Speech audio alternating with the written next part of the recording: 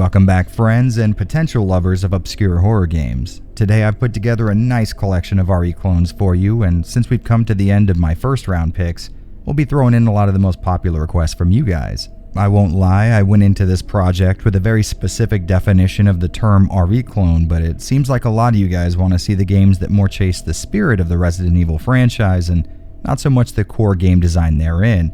And hey, why the hell not? So think of this as the fan service edition of this series. And with that in mind, I hope all of you will join me as we dive into the wide world of RE clones. A perfect shot of our hero who destroyed the monster. The third-person horror title Extermination is one of those games from my past that I just can't separate from the console it first appeared on. I remember back in the early days of the PS2's launch, drooling over screenshots of games coming to or having been released on the new console and just knowing I didn't have enough money to see that bright blue power LED shining in my own room. Extermination was one of the first horror games I remember seeing in those screenshots, and even though it didn't exactly take full advantage of the hardware it was released on, it still holds an awesome little spot in my heart. This is essentially a third-person shooter that takes a lot of inspiration from Resident Evil in a lot of very obvious ways, the first of which being the story. You play as a member of an elite Marine squad sent to a top-secret military research base that has fallen into some kind of accident. After touching down, it's not too long till you encounter an odd race of alien-looking bugs, which, if I'm being honest, is always a red flag in my book. The goal here is to infiltrate the base, regroup with your team, and destroy the facility to keep from any further outbreak taking place. Along the way, you'll meet up with a person from the main character's past and researchers from the base. Interacting with them, we'll see some of the most hilarious video game voice acting you're likely to come across, possibly another element stolen from RE. I've been worried about you. I haven't been able to contact you ever since that day.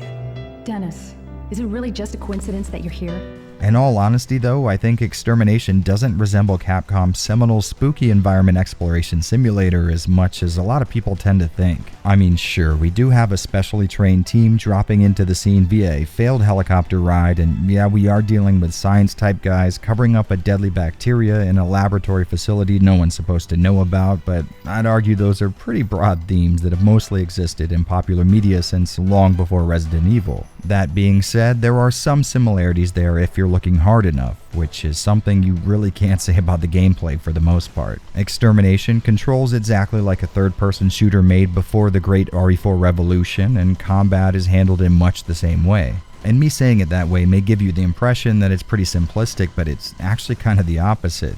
In my opinion, Extermination doesn't get near enough credit for the wide variety of options baked into its overall gameplay. First off, exploration is aided by a lot of different movement options, from climbing through a vent, shimmying across a small ledge, or hanging from the ceiling, and combat takes a similar approach to variety. You can aim with R1, which will bring up a laser sight, but R2 will get you a pretty cool first-person mode that can change based on the scope you have equipped, and on that note, the game's one and only weapon can be tweaked to a crazy degree. Underbarrel mounts, scopes, forward grips, and other gadgets make this one customizable firearm, and you'll often need to switch up your loadout based on stuff like the environment you're in or the enemies you're fighting. Overall, I'd say both combat and traversing the game's world can be amazingly fun. Hitting R1 will activate a soft lock-on if you're within a certain distance from an enemy, and this can help out a lot. You move at a satisfying speed while running, so you could definitely get away from a threat if you need to. Plus, there's a secret dodge roll that I don't think the game ever actually tells you about, that can be activated by hitting X just before an enemy attack lands. So on the plus side, you do have a lot of tools at your disposal, but I will say things can still devolve into taking hits the entire time you're attacking and just hoping your life holds out till the monster in front of you is dead. And this can be especially annoying when the game throws mutants at you that have firearms. Movement has a similar issue. Overall, there's lots to do, and the game does a great job at varying the challenge, so you're never just responding to the environment with apathetic boredom. That being said, I never felt like I had full control over my guy. It's kinda hard to explain, but control seems just a bit sloppy with a single flick of the analog stick, resulting in an animation that lasts a pretty decent time longer than the actual act of moving the stick. So if you're like me, you'll probably find you overshoot a lot of stuff. Now, this is definitely something that can be accounted for once you get used to it, but I think you'll find it'll still get in your way from time to time. Now, the point of keeping all the complaints right up front is because I absolutely love this game and I really do want to give it a glowing recommendation, but I also want you guys to know what to expect. Extermination has often clunky controls, combat that can be less than stellar, and voice acting that most definitely deserves to be mocked for how dumb it sounds. Damn. But all that being said, I really do love it. The exploration is laid out exactly like an RE title, with more of the base becoming accessible, with key items being found and story flags being met, but it's all taking place in a more traditional 3D action game type of environment. Meaning you can jump on a ledge far away from an enemy and take pot shots while they can't reach you, or you can run away from a charging asshole and turn just in time to deliver a shotgun blast that'll stop him right in his tracks, hoping it's going to leave him open for another shot to his weak spot. Essentially, it's a lot of stuff that might have interested you about an RE title, but with less of the purposefully laid out limitations. The combat, while frustrating as hell sometimes, can really be exciting and requires just the right amount of input from you that you end up feeling like a supreme hard-ass when you pull off a cool-looking kill or a smart strategy. The environment, despite being a single research base, has a lot of variety, and after a very short amount of time I was able to commit a large portion of it to memory, so when it came time to backtrack thanks to some newly acquired item, I could head right back to the area it needs to be used in without ever checking the map. Something that seems to be one of those overlooked aspects of level design with games from this genre. Playing a lot of these RE clones for this series has really opened my eyes to the subtle art of making a game setting something that players will remember while making sure it's complex enough that it won't feel too simplistic. Honestly, stuff like this just tends to be comfort food for me. I mean, sure, there are very real issues within these games, but that doesn't stop them from being fun as all hell. If I were you, I'd grab myself Extermination right now. It typically stays within the $10 to $20 range, and it is most definitely worth that kind of scratch. Certain parts of the game may turn to so bad it's good territory, but far more of it is so good it's good. So I can say without a doubt that I think a majority of you guys would get a kick out of this one. It certainly has its pitfalls, but in my mind, when a game has enough high marks, it can definitely make up for the low ones. And I'm not really sure what you guys are waiting for. Get your asses to the Arctic and save humanity. For truth, for justice, for Andrew. For Andrew.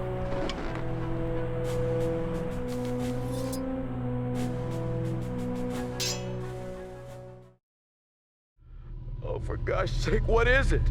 What have I done to deserve this? If only I could remember who I am, maybe it would help me understand. Every once in a while, a game comes around that may not have the highest production values or the most enthralling gameplay, but for whatever reason becomes a cult hit, and I really don't think you can talk about Overblood without at least broaching the fact that it has developed its own cult following. Personally, I had previously only played this maybe once or twice as a 13-year-old when a buddy brought over some of his PS1 games. I remember liking the atmosphere, and a game being fully 3D but running relatively well was a welcome change from the typical PS1 status quo. That being said, I had an experience I would imagine mirrored most of your guys' first few minutes with the game.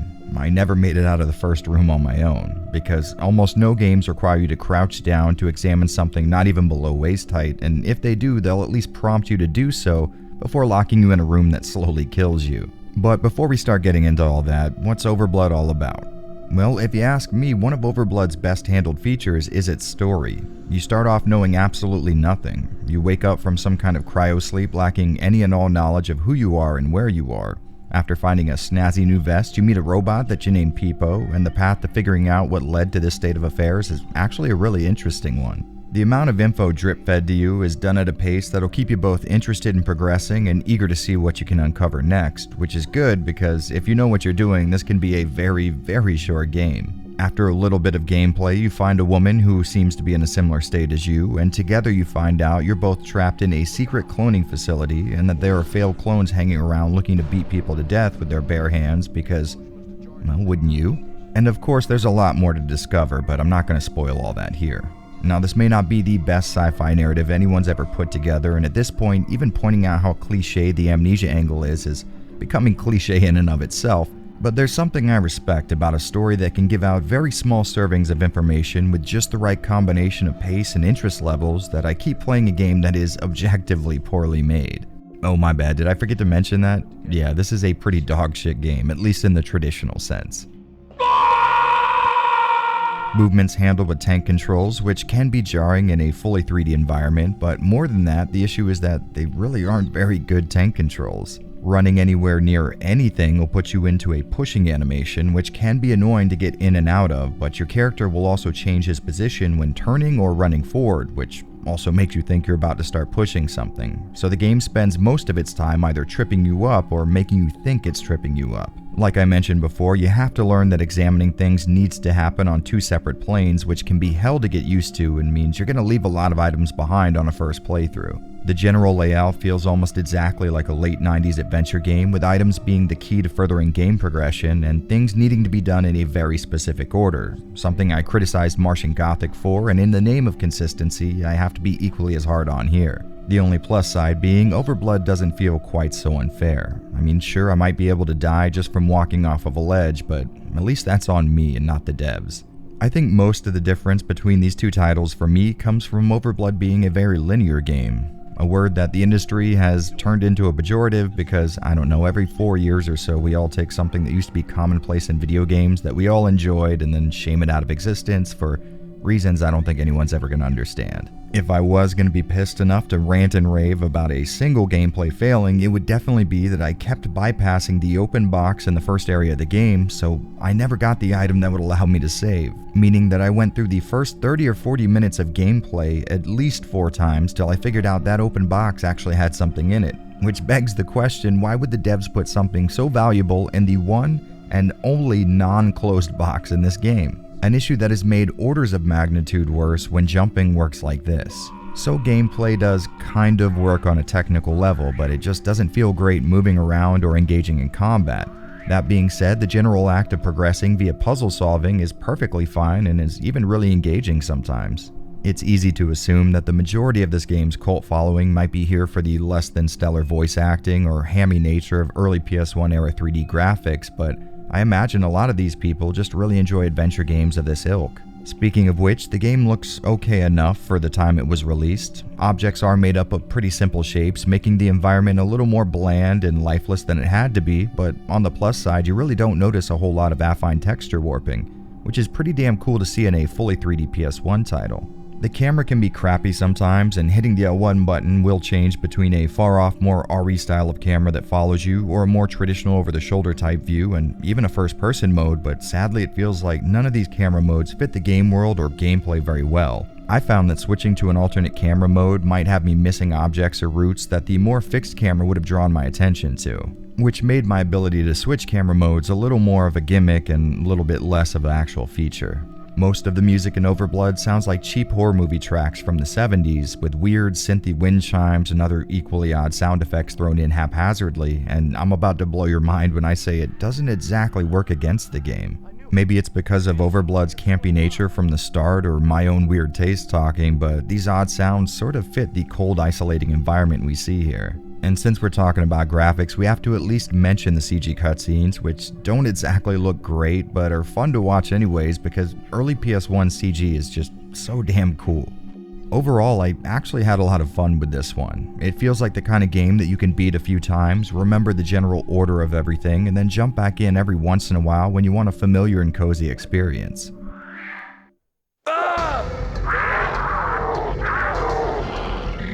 Sure, it does play like a low-budget movie from the late 80s, but that gives it a bit of charm, and like I said before, the story is actually kind of cool in a lot of ways. It's a pretty simple affair that won't exactly surprise you with any kind of world-shattering innovation, but it's fun, hokey, endearing, and only a little bit annoying. I can certainly see why so many of you recommended this game to me, but to be honest, I have no idea how it's supposed to be an RE clone. With all the messages, comments, and tweets I've been getting, I assumed I was remembering the game incorrectly, but turns out I wasn't. When it comes down to it, Overblood is just a straight-up adventure game. And yeah, survival horror does take a lot from the adventure game genre, but that doesn't retroactively make every adventure game now survival horror. Plus, RE and Overblood were released within a few months of each other, so I think, at least with this one, it's safe to declare it as its own thing and not so much an RE clone. But RE clone or not, I'm glad you guys pushed me into giving it a second chance, and if your first experience was like mine, hopefully this video serves as a similar push for you. Trust me when I say that giving Overblood a second chance is exactly what people would have wanted.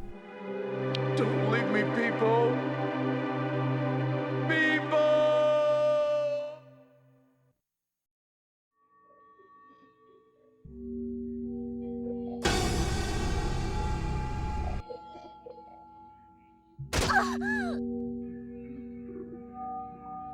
When searching through the more underground parts of the internet for leads on possible RE clones, I would often come across whispers of a Korean-only PS2 release that's supposed to mirror Resident Evil, and one day during one such deep dive, I found out there was actually an English fan translation available for this elusive game. And after finally playing Mystic Knights for myself, I think there's a single takeaway here. No one who ever posted any of that nonsense has ever played Resident Evil before. Alright, let's talk basics before we get into that. First up, Mystic Knights can be really tough to do research on, especially since its name sounds more like a strip club next to some I-95 off-ramp than a video game. From what I was able to discern through vigorous gumshoeing, it was a game made in Korea that was never released in the US. Honestly, that's about every single piece of info I was able to dig up, so if you find yourself in possession of more information than that, feel free to enlighten me in the comment section. Starting the game up will greet you with a pretty cheap-feeling slideshow of stills to set up the general premise, which sees you taking control of Bruce, a good-looking guy who's on his way to a state-run research facility to see some ex-friends or co-workers. It's not really clear on that point. But once Bruce gets inside, there's a violent explosion and he awakes to this. And let's be very clear and upfront here. That's a penis. And I know now that I've addressed it, every single comment's going to be about that, so let's go ahead and get it all out of our system right now. Alright, sound good? Moving on, we have a pretty standard story. You know the deal. Guy gets in over his head and has to escape a lab crawling with bio-experiments, or if the one resource I was able to find is correct, these are vampires, I guess. Long story short, story isn't exactly the game's strong suit. I mean, there are characters and stuff does happen to them through the course of the game, but typically it's in service of the let's get the hell out of here plot device, and now that I think about it, I wouldn't say solid gameplay is a strong suit either. It's got some stiff as hell controls, and the camera will follow you realigning at your back when turning corners, except when it doesn't, so plan on hitting L2 to recenter your camera every time you take a 45-degree turn, which will be 95% of the gameplay. And that's because the game takes place in a series of seemingly never-ending copy-pasted hallways and corridors, so don't expect to be memorizing any single location anytime soon. On the plus side though, the developers seem to have been aware of this and gave you a map with markers denoting where you gotta go next. The only issue being it'll take up nearly half of your screen. So I guess you really have to make a decision in this one. Do you either want to see where you're going or know where you're going? Because you're not going to be able to do both. The general layout is sort of similar to RE, with items being collectibles and puzzles coming in the form of deciphering passwords and formulas through discarded files and documents, so that's nice. But the combat, well, combat is something different. You hit R1 to ready a weapon, and R2 will cycle between selected weapons, but no matter what you're shooting or swinging, it's not going to feel very satisfying.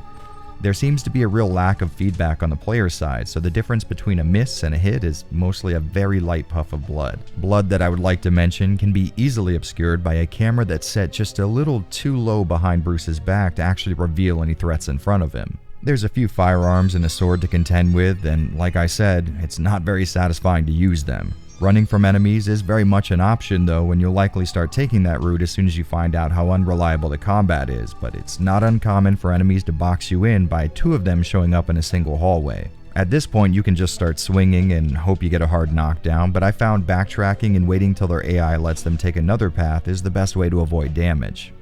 When it works.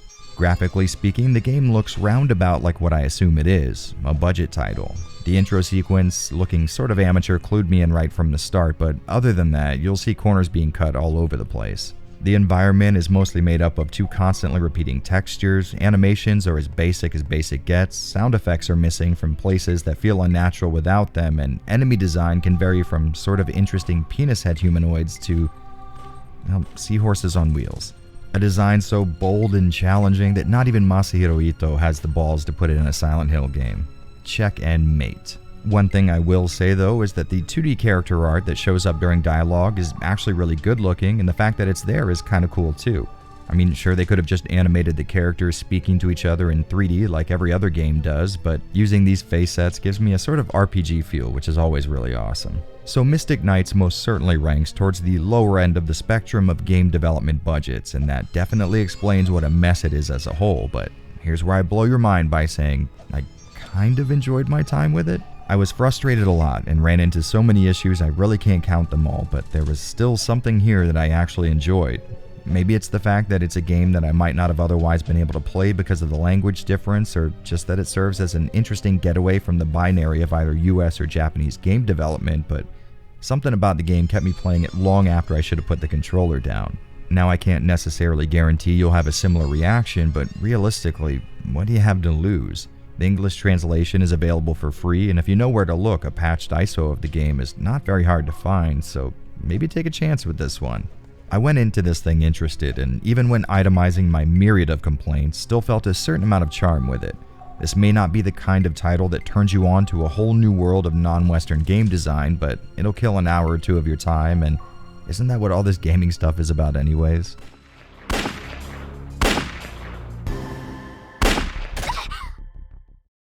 What do you think? Looks like first-stage parasitic infestation.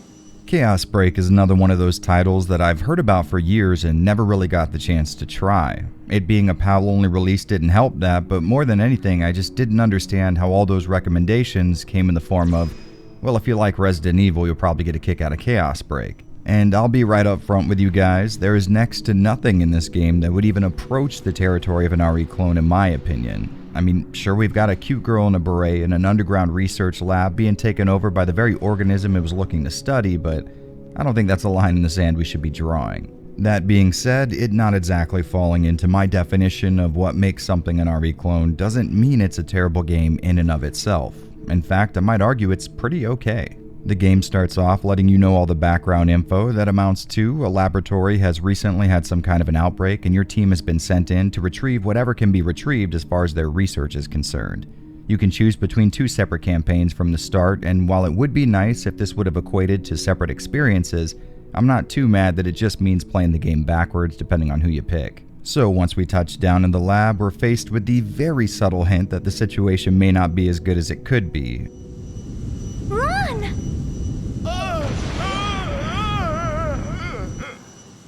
And now that we know what we're up against, the rest of the game is spent moving vertically through this beehive of an underground hallway system, finding items and files that'll help us solve the puzzles needed to progress further. The one aspect of the game I can agree sort of fits in with the whole RE clone thing. The environment that is the lab is actually pretty cool looking despite how repetitive it can be running through what seems like hundreds of samey looking hallways leading to rooms with a lot of repeating assets. Sometimes you'll run across areas that were hit worse during the outbreak, and these spots help freshen things up when I started to get bored both visually and gameplay wise. Most of the puzzles in the game have to do with piecing together a password to unlock doors by paying attention to the environment and collecting files that need to be read, and I'd say this works pretty well. The puzzles do definitely require a little thought to finish, but don't step over into the realm of too hard to figure out without a guide. Now, running around a research lab filled with mutated humans and alien-looking facehuggers can be fun, but it's being able to shoot at and or beat the hell out of these things that I'm interested in, and in that sense, combat in Chaos Break is kind of okay. You have a melee combo, a gun, and a bomb of sorts, and that seems like a pretty wide variety of options to me, but for some reason it never felt too engaging. I don't know, something about it just seemed pretty run-of-the-mill to me. There isn't a lot of visual feedback for when you land a successful hit, and waiting till your combo is finished can often lead to a face full of counterattack. That is until I went into the options menu and discovered the dodge roll. This one little addition to the combat is a godsend and really got me back into it. You can cancel the last few frames of an attack with this roll, and this not only helped me stay away from cheap hits, but also had me engaging more in the mechanics of combat, since I had to be pretty okay at timing to pull off this high-skill MLG level gameplay. As far as presentation goes, I would say Chaos Break ranks pretty hard in the middle of the spectrum. It doesn't look amazing by any means, but it's also not one of those games used to illustrate how bad early PS1 3D was. By the way, I'm putting the largest quotations humanly imaginable around the whole early PS1 3D was bad thing. I kinda like it. If anything, it's pretty impressive that Taito were able to have fully 3D characters running around a fully 3D environment and have it run this well on an original PlayStation. Kudos. And while we're on the subject, I was actually interested to see that this game isn't its own original creation. It actually stemmed from an arcade title released by Taito at the time, which I thought was really cool. I only found out about this game's arcade origins after playing it, and now looking back, it does seem to have a very arcadey look to it. It's a little hard to explain, but there's just something about those blocky models and the action emphasis that just screams late 90s arcade. That being said, I do wish they could have achieved a look closer to the actual arcade prequel, or at least I think it's a prequel. Either way, this release of the game looks really damn cool, and I'm not exactly sure why this level of presentation was out of the question for the PS1 release. I'm fairly positive that console could have at least handled something nearing this level of quality. So coming up on the end of this little piece, I find myself wondering if I would suggest this game for you guys to check out, and I really don't know the answer to that. I mean, it's not bad at all and can be fun, but it's also nothing special in my mind. It just sort of does its job in a relatively satisfactory manner. It being a PAL-only release may limit some of you, but I'd say if you find yourself in a situation where you're able to play this game, I'll go ahead and give it a whirl. Its combat may be the most fun aspect to speak of, but it also engages in some very light ARI-adjacent exploration, and you really don't get too many chances to hear voice acting on this level anymore. However, if you find yourself with no real way to play backups or games outside of your own region and emulation isn't your thing, well, I'd say don't worry too much about missing out with Chaos Break. It may be pretty fun sometimes, but I wouldn't call it a must-play or anything. More than anything, I would say this game has a lot more value in how well it takes me back to those early days of PlayStation game development where anything went and devs weren't quite so scared of an idea failing. Back when someone could make a full story-based experience from an action arcade title and have it actually work. What's wrong with you? Get off! You're hurting me!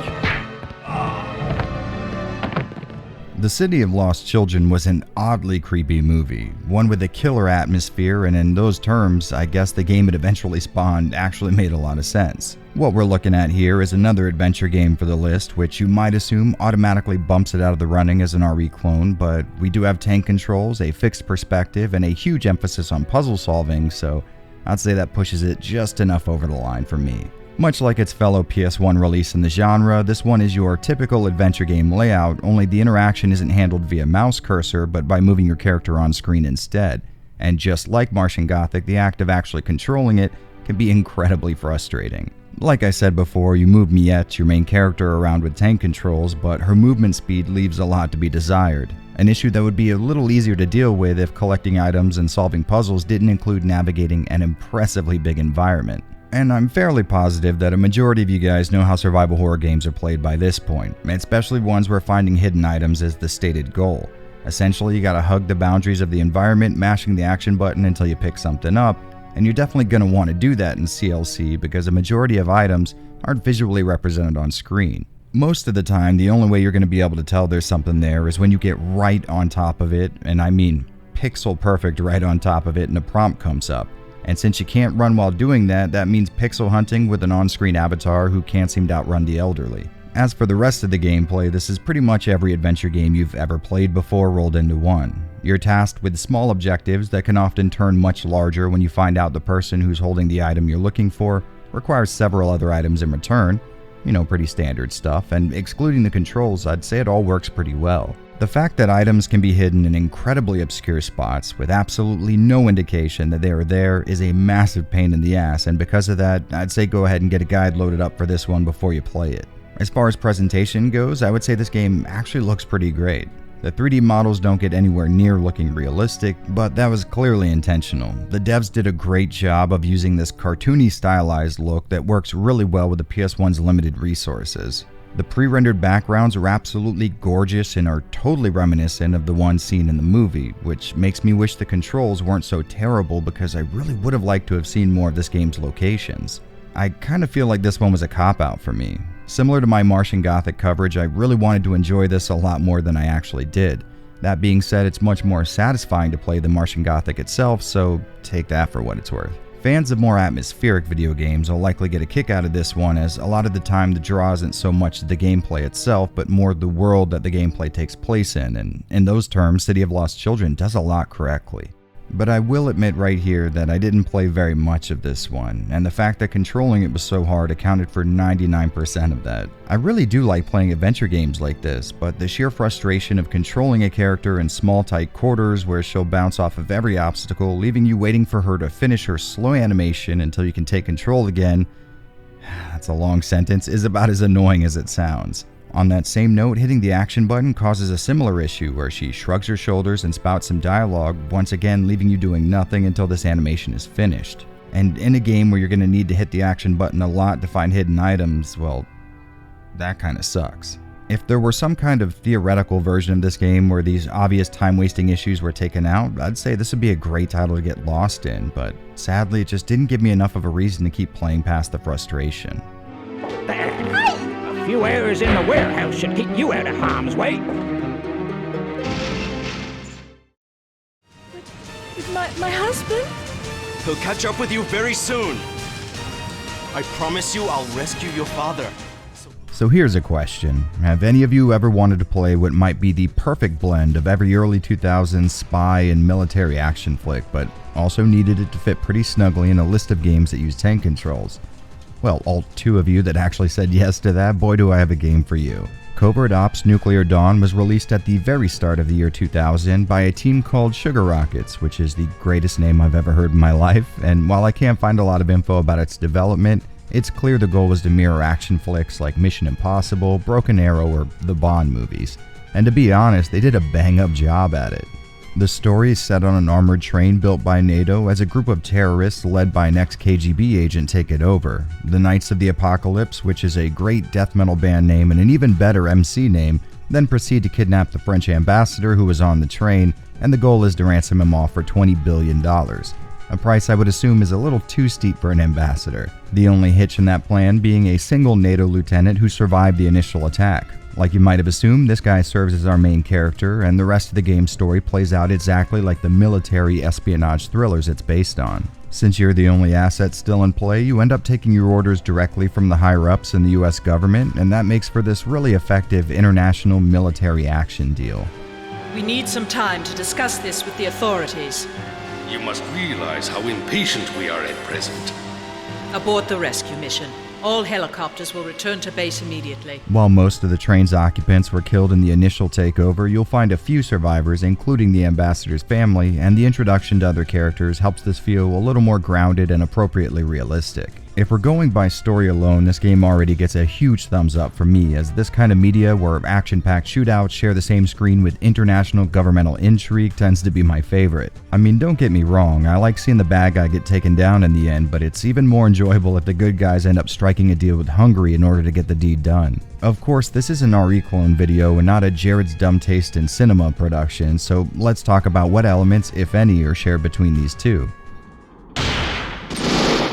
Well, first off, I think the most obvious similarity is going to come in the form of the controls. Covert Ops uses tank controls to move Jack Morton around on screen, and they actually work really well here, but not so much for their individual merits, but instead because the devs gave the player a lot of supplemental options to choose from. Like, sure, you could just use tank controls, but you could also crouch behind cover, then roll out of that cover only to shoot a terrorist in the dick. 10 out of 10, game of the year.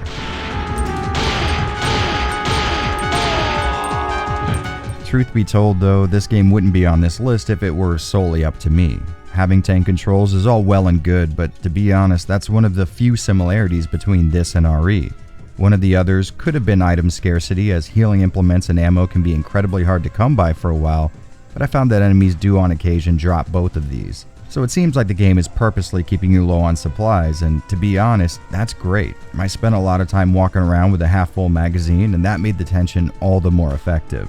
Specifics aside though, this game is only on the list because so many of you recommended it, but more to the point, I was looking for a reason to play it anyways. So if we drop the pretenses of comparing it to an RE game, I'd say Nuclear Dawn was a massive surprise for me. Just watching the intro, I knew I would love the overall setup, but I had no idea how much of a kick I would get out of its gameplay. Sneaking around this train, peeking around corners and popping rounds into asshole terrorists is incredibly fun, and once I started to commit the controls to memory, I was rolling in and out of cover with ease. Aside from the combat, exploration is the name of the game with the expected RE clone trimmings. You'll be checking out this train car by car until you come across a key, access card, or note that reveals the solution to a puzzle, and this was a really fun process too. It does seem like the enemies respawn, so wandering around without a purpose can be punished sometimes, but after dying and restarting from a previous save, I felt like a speedrunner cutting a direct path to my objective, and coming across far less enemies on the way. There are mini games to help shake things up as well, but overall I think the story did a great job of keeping things tense and chaotic, or at least more than the gameplay does. So the gameplay and story are definitely receiving high marks from me. Is the presentation up to the same level of badassery? And, well, you've been looking at the game this whole time, so I imagine you already know it looks pretty good by now. But there's something hiding just under the surface that makes it far more interesting to talk about. See, at first, I figured the game's 3D surroundings looked pretty cool for a PS1 game, but I started noticing little anomalies, and for the life of me, I couldn't quite figure out what I was looking at until I realized these aren't 3D backgrounds at all, or at least not 3D in the traditional sense. I assume a lot of you guys know that most games in the PS1 era would pick one of two options. Either they would fully render a 3D environment or pre-render 2D images and then apply boundaries to them so that they looked and felt like an approximation of a fully interactive 3D location. Nuclear Dawn, on the other hand, seems to be taking a little bit of inspiration from both sides of the spectrum. From what I can tell, this game has fully mapped 3D geometry, but the devs seem to have wrapped that 3D wireframe with a giant seamless 2D texture. So instead of seeing the affine texture warping that can take place in a fully 3D world on the PS1, you're instead seeing scaling and rotation artifacts caused by manipulating a 2D image in real time. Now, I can't really confirm this as, like I said, the internet isn't exactly bursting at the seams with information on this title, but I'm fairly certain that's what's going on here. It looks like there are a few instances of actual 3D objects other than character models on screen, but 99% of what you're going to see is a flat image stretched, rotated, and manipulated to lay across 3D geometry. And I thought that was just cool as all hell. I mean, don't get me wrong, I like good 3D graphics in a PS1 game, but I love it when developers go out of their way to try some kind of sideways workaround to get something looking cool. Sadly, all of this math does seem to negatively affect the frame rate in certain more complex areas, but I wouldn't say this negatively impacts the gameplay most of the time. But other than that really damn cool realization, this game looks amazing. The environment around your character may look like a fairly realistic setting, but a lot of the 3D graphics sort of cross over into the more cartoony or arcadey realm of flashiness. Sort of like if Metal Gear Solid and Dynamite Deca had some kind of illegitimate child. And now that I'm thinking about it, that description probably could have saved me a lot of time with this analysis if I would have just put it in the beginning. Well, anyways, the main takeaway here is Covert Ops Nuclear Dawn is a banger of an action game. It may not comfortably fit into my personal definition of a Resident Evil clone, but it's so damn fun and unique that I have no issues throwing it in a video like this anyways. So regardless of the method, I'd fully recommend everyone watching grab some form of this game because it really is an experience to remember. Isn't there a medical area on this train? Yes, there is. It's in car 6. Car number 5.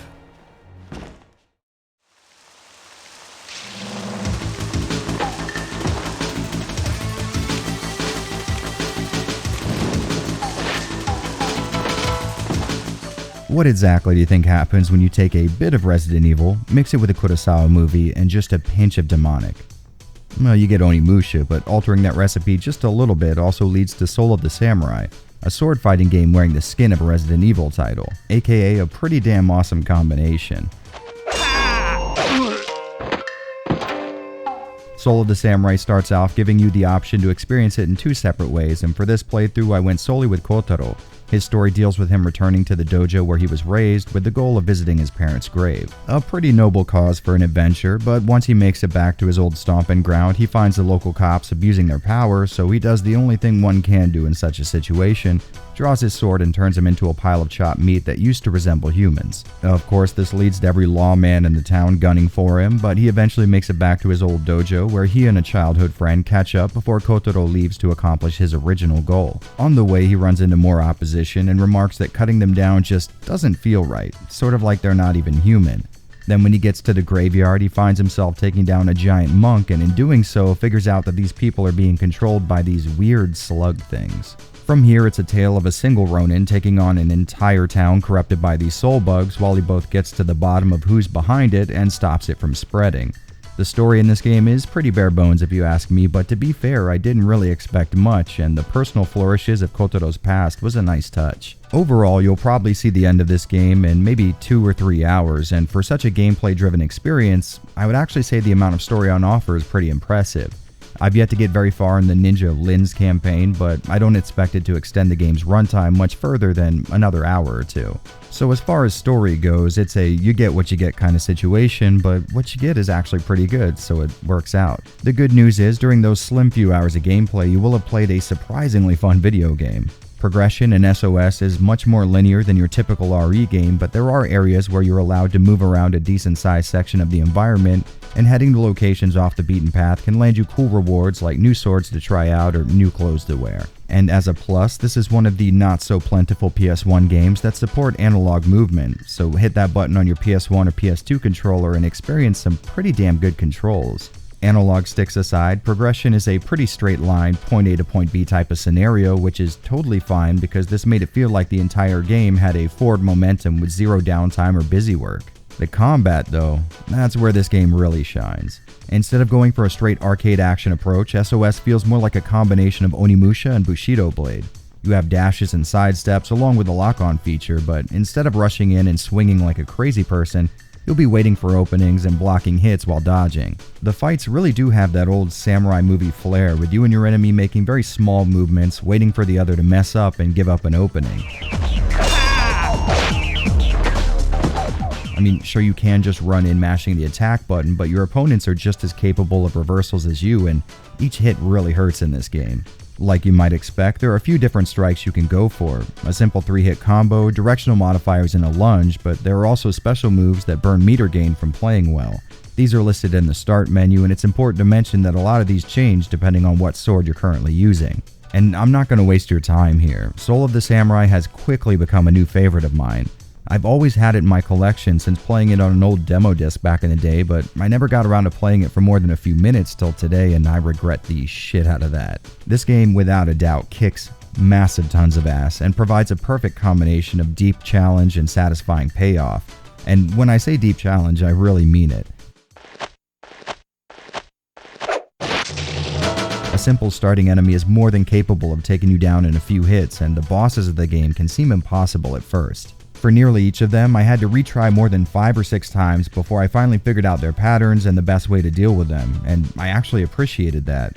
Not necessarily the part where I had to fight them over and over again, but the fact that there was a tangible difference in my skill level after those retries. I wasn't just testing the RNG till things went my way, I was genuinely responding to their attacks better and getting in hits at just the right time. So I've got to assume the crowd that gets into tough games like Dark Souls may very well want to check this one out, and honestly that goes for everyone else too. This game blew me away, and best believe I'll be starting up a new game as soon as you watch this video. Soul of the Samurai may not have the exploration and progression of a Resident Evil game, but pre-rendered backgrounds and stiff but satisfying combat along with it most definitely makes that RE clone title stick. If you're able to get your hands on it, I'd say Soul of the Samurai is an easy recommendation. I had such a blast with it, I got to assume most of you will find some fun here too. Sadly, this is another casualty of the retro games collector market. So it has risen in price since I bought my copy, but it's in the $20 range for disc only. It might run you $60 for a complete copy. So while expensive, I wouldn't say it's too far outside of what I'd be comfortable paying, especially compared to the great game you're getting for the money. Plus, in a world of ODEs and cracked firmware, I have a good deal of confidence that most of you guys know how to skirt the cost associated with physical game collecting. So stop this video and figure out some kind of way to play Soul of the Samurai. It's incredibly fun and not the type of game you're going to need to dedicate 60 hours to in order to see the end credits. And it is at this point I wish I knew anything at all about Japanese sword fighting so I can make a witty quip here at the end.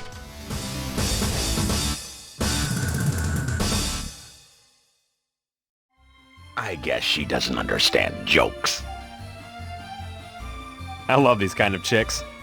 Throughout my time covering Resident Evil and the games it inspired, Blue Stinger is a name that you could reliably find in the comment section of most of my content, and to be fair, it's a game I've always wanted to put time into myself, but for whatever reason never found an opportunity. That is until today, and well, I was most definitely missing out on something special. Oh, you got Total 10 back! Merry Christmas and Happy New Year!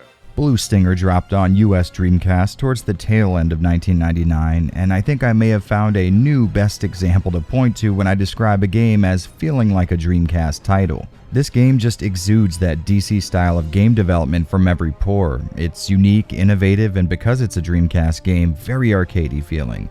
But before we start talking about all that, let's find out what the hell's going on here story-wise. The game starts with an exposition dump informing us that the meteor that wiped out the dinosaurs is supposed to have hit in the Yucatan Peninsula, something I'm going to pretend I already knew. So flash forward to the early 2000s and an earthquake has somehow caused an island to emerge smack dab in the middle of that impact site, causing the world's foremost scientific and analytical minds to nickname it Dinosaur Island. Now, I'm not saying I could have come up with something better, but I feel like maybe they should have. Anyways, in the far-off distant year of 2018, Elliot here is enjoying some time off on a boat anchored just off of Dinosaur Island when he witnesses something fall from space, crash into the island, and envelop it in some kind of energy dome.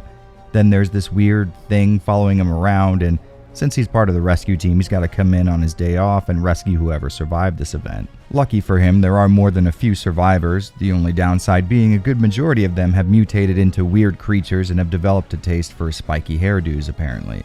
Since the island became some kind of a research facility since its discovery, there are all kinds of cool, futuristic locales to explore on your way to rescue people and find a way to get off the island.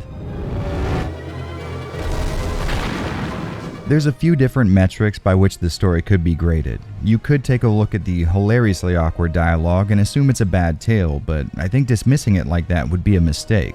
Sure, it is a Dreamcast game with voice acting, and that means whatever bad example you're thinking of.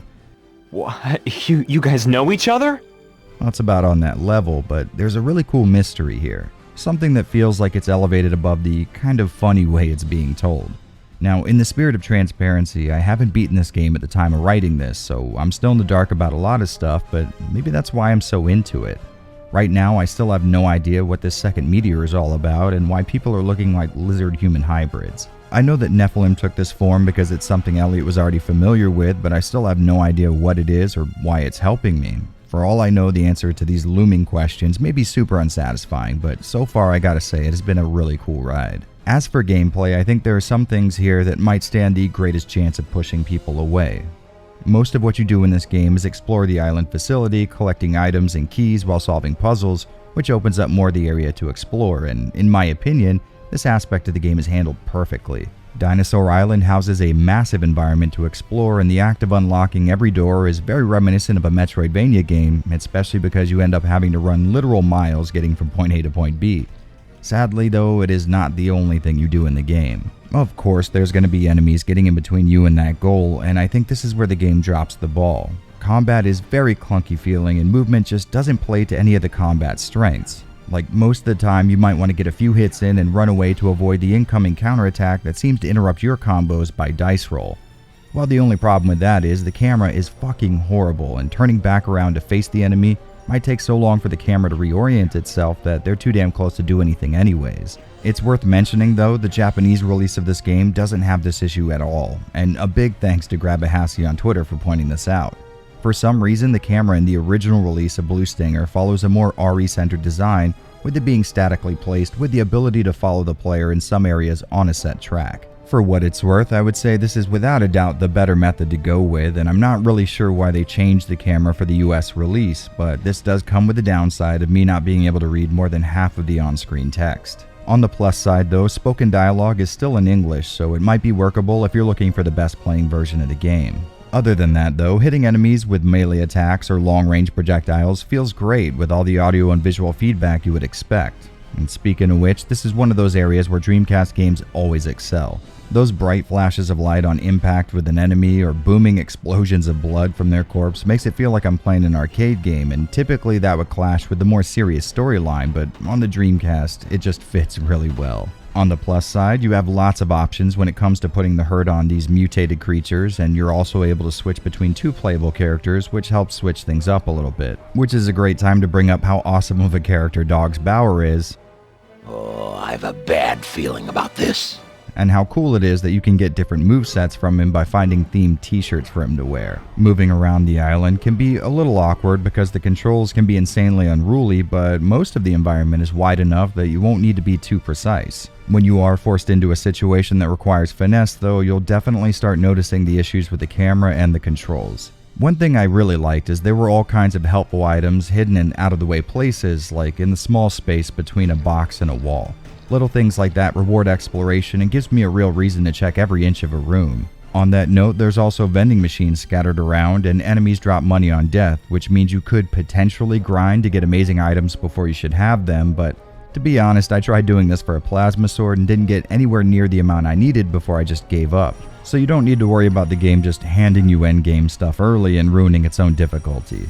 Oh, and one more small note here. I love the jokes in this game. Our guy Elliot thinks he's some kind of comedian, and none of his zingers ever seem to land, which for some reason made them really funny to me. 2 girls and a guy. I see trouble in the near future. The game's visuals are exactly what you would expect for a game on this platform. Big round geometric shapes with bold bright colors galore. The blood spray when you hit enemies can look amazing, if not a little too overdone, and every item has its own 3D model, which always impresses me. I think the real star of the show is the environment around you though. The facility has stores, living quarters, labs, and all kinds of other areas, so you get to see a wide variety of locations, but they all look great with a lot more detail than your average DC game, which is double impressive when you take into account just how much of the island is explorable. I'm only 2 or maybe 3 hours into the game so far, and I've seen an insane amount of varied locations, which makes me really excited to see what else they can come up with. Blue Stinger is just dripping with polish, which is really nice to see. This console was capable of so much more than what most titles threw at it, and it's great to finally see it getting pushed to its limits like this. And the awesome thing is, the game does this all at a relatively rock-solid frame rate. I did experience maybe 1 or 2 sections where I could feel things slow down, but I really mean 1 or 2 sections, so in my book that's pretty damn good. So to wrap this one up, I had a buttload of fun with Blue Stinger. It's the kind of game I would have gone crazy for back when I was a teen. Sadly, I was a little too poor to go out and buy it back then. And ever since, I've been missing out on something really damn awesome. And once again, this is one of those situations where I really don't understand why people keep telling me that if I like RE, this game would be right up my alley. Aside from the exploration, I struggle to think of even one similarity between the two, but that doesn't mean too much here. It's still amazingly fun despite 2 big flaws, and it's something I'd recommend you guys go out and try. Blue Stinger may not be for everybody, but I can confidently say it is most definitely for me. Phew, tough girl. I like it, Janine. Who the hell is Janine? My kind of girl, so stay away from her. You'd better go under and go deep. Yeah, for a moment I thought I was a dead man. And here we have yet another one of those games I've always wanted to play thanks to a really cool demo disc I had as a teen but never really got around to till recently, and holy hell am I pissed that it took me this long to finally put some real time into it. If I had to describe Fear Effect, I would say it's a point-and-click adventure game walking around in the skin of a globe-trotting heist movie which itself is trying to look like a Resident Evil game. The story concerns a missing girl who turns out to be the daughter of some powerful triad leader, and there's a massive bounty on her head. Our main characters, being particularly enterprising, sign up for what should be a simple snatch and grab and end up getting themselves involved with all kinds of criminal organizations and a girl who may or may not be the product of demon worship. Now, I know the sci-fi elements I just mentioned might have thrown you off a bit, but this is a great little globe-trotting heist story. All the characters feel like hardened criminals, but have their own more colorful personalities too. Throughout the game, there's all kinds of shady meetups and information exchanging hands, all the stuff I love to see in these kinds of stories, which was a real surprise for me because when I looked up the guys who made Fear Effect, I found out they also made the very first PS1 game I ever owned, a little 3D fighter named Criticom. A game you could call a lot of things, but a great narrative experience certainly wouldn't be one of them. Old crappy fighting games aside, I really did enjoy the story here. I've always been a sucker for films with an emphasis on criminal empires and the dirty dealings they can get up to, and in that sense, Fear Effect checks every box for me. Without a doubt, even if the gameplay doesn't suit your taste, I'd recommend giving Fear Effect a try just to navigate your way through a genuinely cool story. And speaking of gameplay, this is not going to be an easy one to summarize. Okay, so let's try this out. Basically, you're playing an old PC adventure game here where puzzles don't just come in the form of doors that need keys.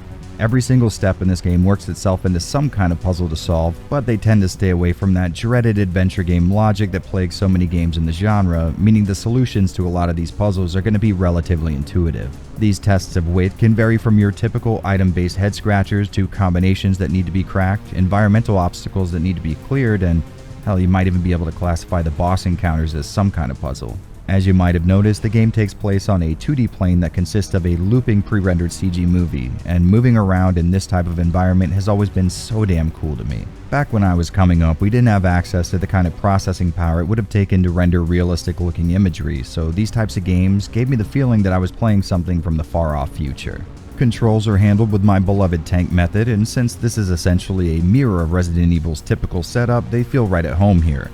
When it comes time to trade a little lead though, you'll find a lot more control over your character than any RE title ever gave you. Holding R2 will take you down to a knee, and L2 in a direction will perform a dodge roll in that direction. Since there isn't a whole lot that can be done to make tank control driven combat feel more fast paced, upping the amount of options the player has for mobility in a fight seems like a great compromise. Firing your weapons is done with a simple button press, and there's a lock-on system that has a nice little on-screen indicator, which means you never have to aim up or down, and that leaves room for the mystical art of moving while firing a weapon.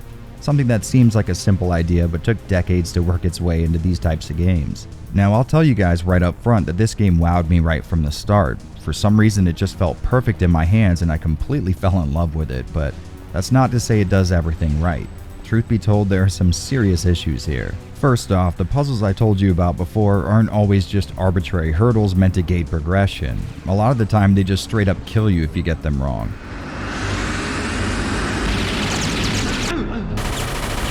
Of course, you will eventually end up figuring out how to get past these parts. In fact, I was pretty pleased with myself that I never once had to consult an online guide, but it's the constant retries that are the problem, or more like the load times in between those retries. To get this footage, I'm using a physical disc on a PS2, so maybe those of you with an X Station may have a better experience, but the act of loading your last save game can be a little cumbersome. It's not a super long wait, but just long enough to get on your nerves after the second or third attempt. Also, despite the many options you're given for mobility, combat can still feel very clunky, and sometimes you'll end up just getting hit with a bad seed of RNG, and you're going to have to replay that part till things go your way. Some areas have respawning enemies, which can be a real problem when they don't drop any ammo. There were about 2 occasions where I didn't really know where to go, and the act of exploring had me running completely dry on ammo, and while you do get a knife, outside of a stealth kill, it's not good for a whole lot. Other than those issues though, I was so damn impressed with this game. It played like the game Still Life meets Resident Evil, and for those of you keeping track, that is a huge compliment. That being said, it just wouldn't be right if I closed this one out without touching on the look of the game again. Like I said before, these are all pre-rendered CGs going on in the background, and they certainly suffer from the kind of compression you'd imagine it takes to fit all of this on a 700 megabyte CD, but you really can't argue with the finished product. On the plus side, those of you running this game on a CRT or using an emulator with bilinear filtering, you're going to see much smoother visuals than what the OSSC is providing here, so I guess we'll count that as one of the 2 possible benefits of not spending hundreds of dollars on upscaling retro video. Something I still recommend everyone does anyways. On the downside, you will notice these CG backgrounds don't have a lot of runtime to them, so they'll loop a lot, and the devs didn't make them end on similar frames than what they start on, so the looping point can be real obvious. And on that same note, some of the sound effects are tied to that animation, so they'll loop just as noticeably too. Of course, all of these environments aren't exactly what you would call space-efficient game design, so expect to be swapping discs every hour or so, which isn't a real problem, but something worth mentioning, I guess. Listen, flat out, this game just looks incredible, and there are flaws obviously, but if you haven't caught on yet, I really recommend picking this game up. It plays like nothing else you'll likely get your hands on, and you could easily say the same for the presentation. Luckily, Fear Effect seems to stay in the $10 to $40 range on eBay, and I'd say it's worth far more than that. So stop what you're doing and see some awesome PS1 style pixelated squared off cleavage.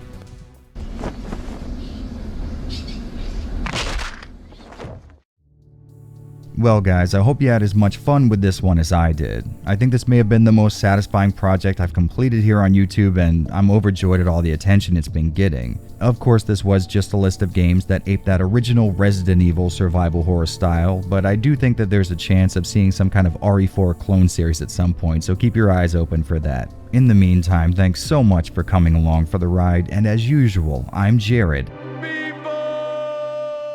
And this is Avalanche Reviews. Yo, a big massive thanks to everyone who supported me up to this point, and if you want to join that growing list, I have my Patreon linked here on screen and down in the description. If that's not your speed, that's okay, maybe a like and a subscribe might be more in your wheelhouse. I genuinely could not have come anywhere near this far without you guys, and even though I'm running out of ways to say it, I just appreciate all the support so much. Well, I'll catch you guys later, so have a good one.